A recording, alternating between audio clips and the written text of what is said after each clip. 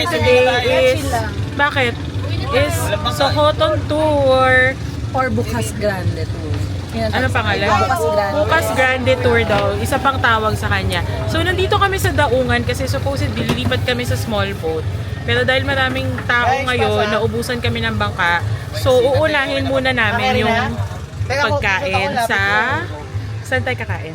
Tiktikan. Sa Tiktikan. Thank you, the Senzons, for the info. Let's go to the Tiktikan. Tayo magtiktikan. Tiktikan Lagoon. Marami pong manananggal doon sa Tiktikan. So, papunta dito, it took us like 2 hours. 2 hours boat ride. So, let's go. Kumain muna tayo.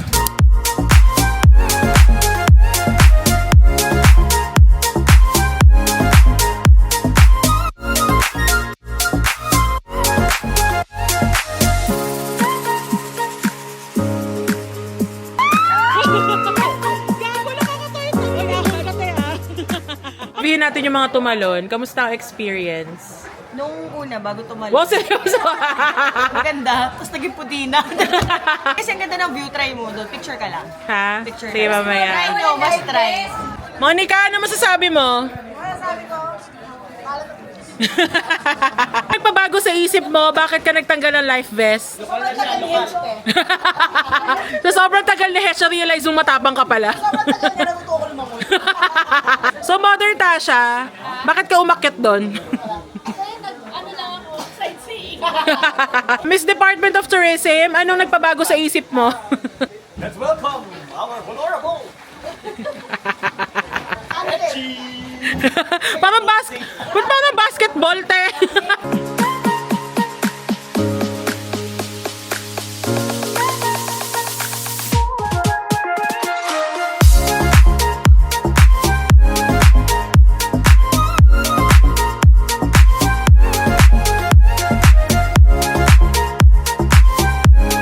A matter of 10 minutes going to the tour sites, but your tour durations is a minimum 1.5 hour in able to complete the activity package, namely Sohoton Cove, Agokan Cave, Diving Cave, and Jellyfish Lagoon.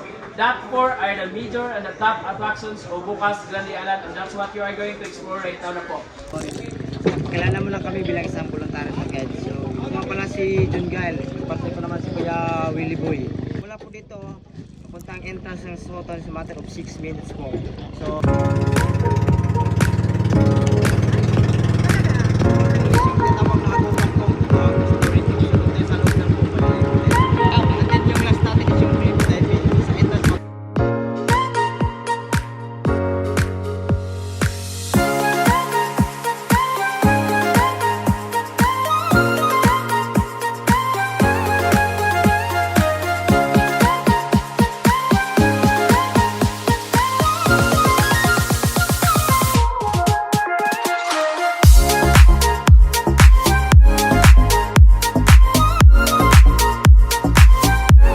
Guys, so dito na kami sa Sohoton!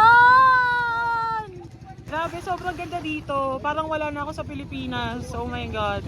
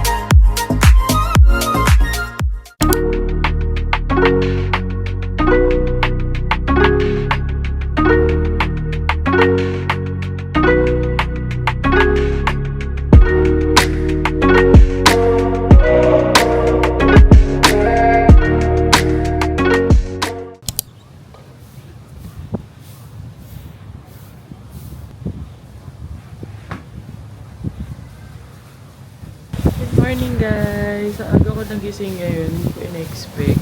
Kasi sobrang yung pagod namin kahapon. Actually, hindi ako masyado nakapag-vlog eh. Sobrang ganda dito sa Siargao. 4th day na namin. Sunday na ngayon eh. 4th day na namin ngayon. Alam niyo, iba yung food dito sa Siargao, no? Parang, unlike sa ibang places, na pag pumunta ka, yun at yun din naman yung matitikman mo. Like, yung kumbaga taste-wise, parang hindi ka rin nalayo sa Manila. Pero dito, parang, wow, dito ka lang ito matitikman sa Siargao. Yung parang ganong feeling. Tapos, sobrang bait ng mga tao dito. As in, wala akong masabi. So, kagabi, nagpunta kami sa Harana. Kasi apparently, dito pala sa Siargao, may nag-host ng party every night. So, support sila sa mga businesses dito.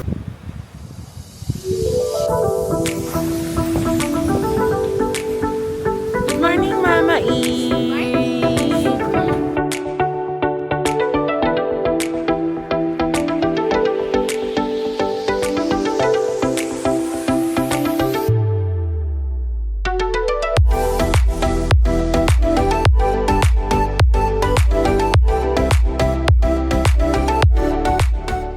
Hello! Kakatapos ko lang mag-ayos kasi sobrang tamad talaga namin today. Tapos naisip namin magsuswimming na lang kami buong umaga.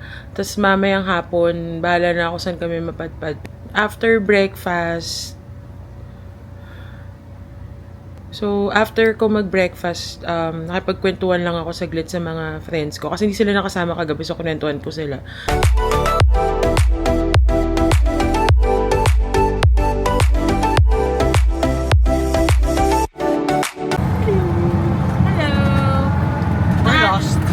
Sinanap namin yung tiki-tiki. Tiki-hat lang pala. Baka nasa Manila yun, te. Ako sinasabi ko sa'yo, Madeline. Hindi namin mahanap yung tiki-hat. Doon kami magla-lunch. Isa katating na kami sa tiki.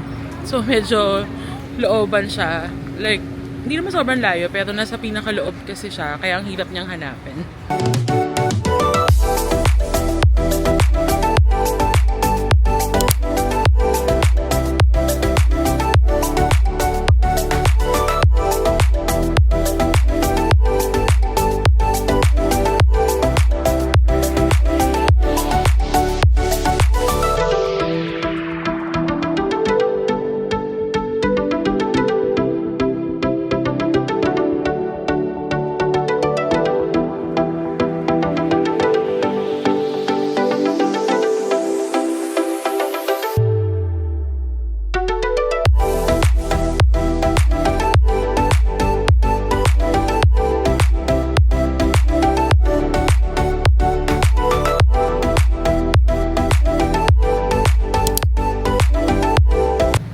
Guys, dito kami sa St. Thomas. So, magko-coffee kami. Katabi lang, ito yung sinasabi ko kanina na katabi lang, opposite side nung tiki.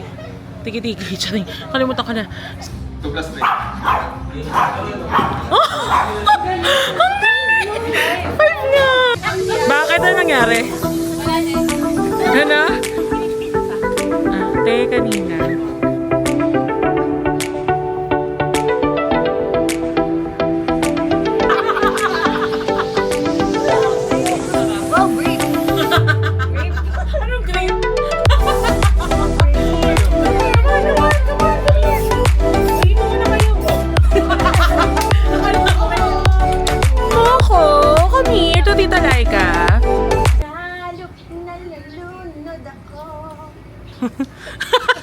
Hi guys, nandito kami sa Katangnan Bridge. Pero hindi namin alam kung anong gagawin namin dito.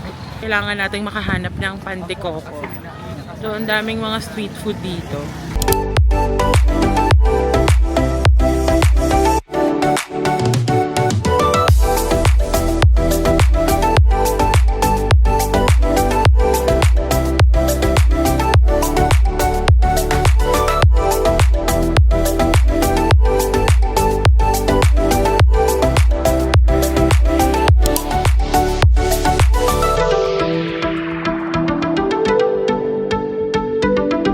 Tayo. Cloud9. Madami pang chocolate dito.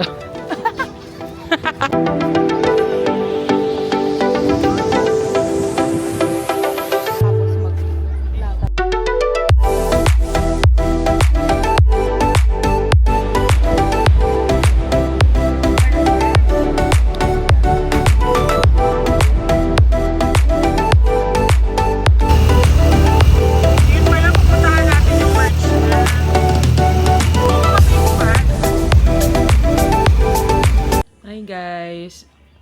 Kakatapos ko lang maligo. Mag-dinner kami sa Katangnan. Babalik kami doon kasi nirecommend nung friends namin yung masarap na barbecue place doon. Pagbalik dito, nag-bihis na kami pang swimming kasi nga gusto pa namin mag-swim.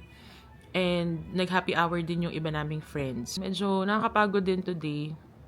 Kahit naglibot-libot lang kami. Sayang, sobrang bitin. Kasi 6 days lang kami dito. Ideally talaga dapat at least a week.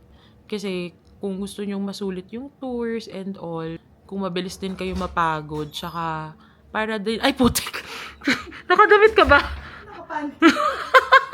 Tapos yun nga, sabi kasi nung friend namin na ilang beses na nakapunta dito, kailangan mo talaga mag-allot ng like a day na in between dun sa tours kasi nga nakapagod siya, which is totoo naman kasi medyo nabugbog din talaga kami sa 2 sunod na tours. Tuloy ko na yung pagme-makeup ko and pag-aayos, tapos rest lang ng konti habang nag-aantay sa kanila. So, see you in a bit!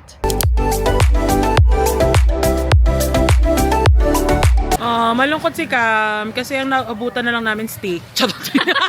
Chicken na lang naabutan namin. Masaya yan kasi Buti pa si Kuya sa taas, masarap na sa barbecue niya. Oo, buti na alam yung hotdog. Kakaganong-ganon mo, patas na na. Nagbablog ako kanina, lumabas si Mad sa banyo.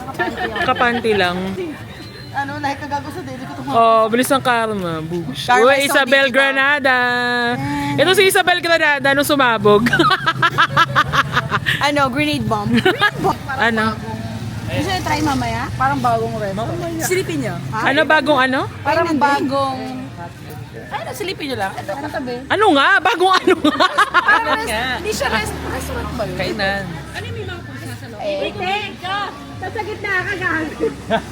Bahay mo. Uy! Oo. Hi naman kayo mag-asawa. Hi! welcome. Hi, Descenzons! Annyeonghaseyo. Hi sa'yo! Annyeonghaseyo. Ayan, finally nasa vlog ko ng si Adjusi. Ganun ka ulit. Ajusi. Oo, ay naman yung kumot eh. Ganun lang.